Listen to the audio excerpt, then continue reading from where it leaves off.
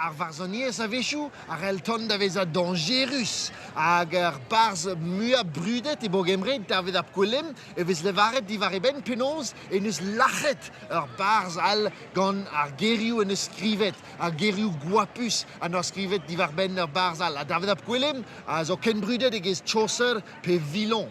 Hag amant, eirig, gwethon ni, be ddigwyddodd rhwng Rhys Meigen a Dafydd ap Gwilym?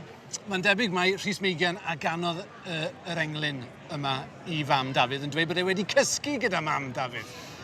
Felly Dafydd wrth gwrs ddim yn hapus am hyn, felly mae e yn mynd amdani a mae fe yn canu awdl o ddychan, yn llawn pethau anllad a chas iawn iawn. A mae'n debyg yn ôl y traddodiad bod Rhys Meigen wedi gwrando ar y gerdd yma, wedi clywed hi yng nghwmni nifer fawr o bobl, mae'n siŵr. Ac yn syth ar ôl i'r gerdd orffen, mae Rhys Meigen yn syrthio, yn farw. C'est-tu ar gentelio numpas lavarnentra divar ben momw ar farzet. Tu o clefed yn tom os modd clywed darn o'r gerdd? Os, mae yna ddarn fan hyn. Mae'n hir iawn a mae'n gas iawn i gyd a mae'n siŵr bod fi ddim yn gallu darllen rhai pethau oherwydd chwaith. Ond dyma un peth.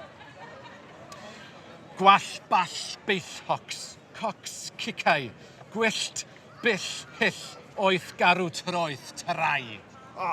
Clefed fes ar geriw difalo, son ar geriw ar gengones a ze, so difalo tre, mae'n hyll yn dweud. Mae'n hyll, mae'n gas iawn, ti'n clywed e. Ystyr hwnna yw un tyllog ei wisg sy'n rhydyllu hocs, cocos cardotyn cig, gwisgoedd bler hyll ryfeddol, garw pislid a thyllog.